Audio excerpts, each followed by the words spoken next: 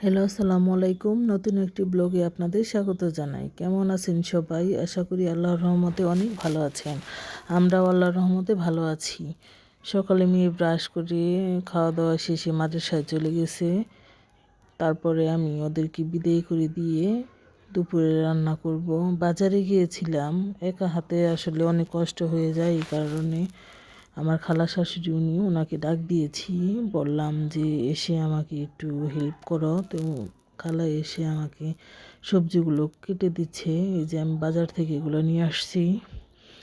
বাচ্চাদের জন্য মুরগি, আমাদের জন্য মাছ, গরুর ভুঁড়ি, ছোট মাছ এগুলো নিয়ে আসছি। খালা ওদিকে কাজ করতেছে, আমি এগুলো গুছিয়ে রাখতেছি, তাড়াহুড়া করে রান্না করতেছি। আজকে ছোট মেয়ের কাছেও যেতে পারিনি, কাজের ব্যস্ততায়। বাজার আমাকেই তো করতে হয়, এই জন্যই। বড় মেয়ে একা একাই আসবি, 1:30টার সময় চলে আসবি। এই যে আমি তাড়াতাড়ি করতেছি। তো মাছগুলো এখন ছাদে নিয়ে যাব, ছাদে নিয়ে কেটে নিয়ে আসবো। খালাকে বললাম যে তুমি তাড়াতাড়ি সবজিগুলো কাটো, আমি মাছগুলো কেটে নিয়ে আসি। তো এই যে গরুর বটগুলা এগুলা বের করতেছি। এগুলা আপাতত ফ্রিজে নর্মালি রেখে দিব, পরে এগুলা যা করার করব। এখন আসলে সময় নাই, এগুলো করতে গেলে রান্নার অনেক দেরি হয়ে যাবে, বাচ্চারা এসে আবার খেতে যাবে।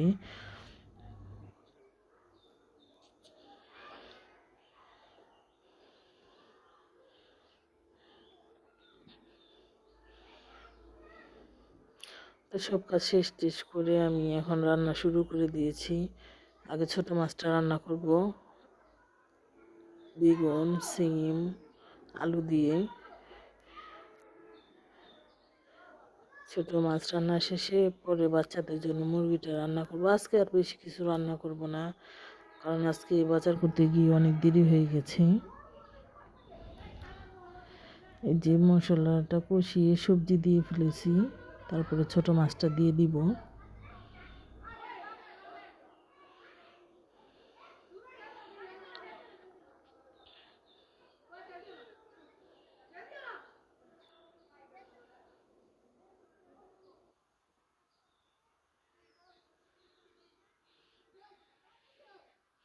এটা পাঁচমিশালি মাছ, পুঁটি মাছ আছে, তারপরে কই মাছ আছে।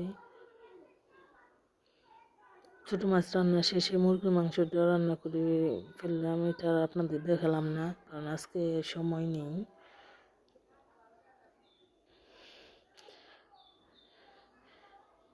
এই তো রান্না শেষ করে নিজে গোসল করেছি।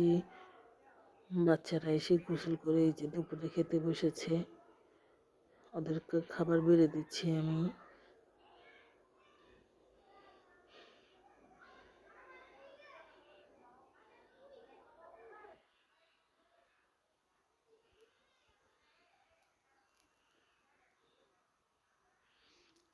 এই যে দেখেন আমার দুইটা মা বসে বসে খাচ্ছে। কালকে ডাউলও ছিল।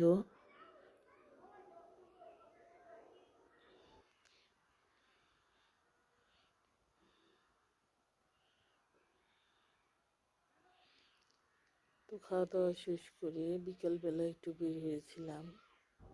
এটা ওর দাদু বাড়ি, বাচ্চারা প্রতিদিন এখানে এসে খেলাধুলা করে, তো ওদের খেলা আমি দেখছিলাম।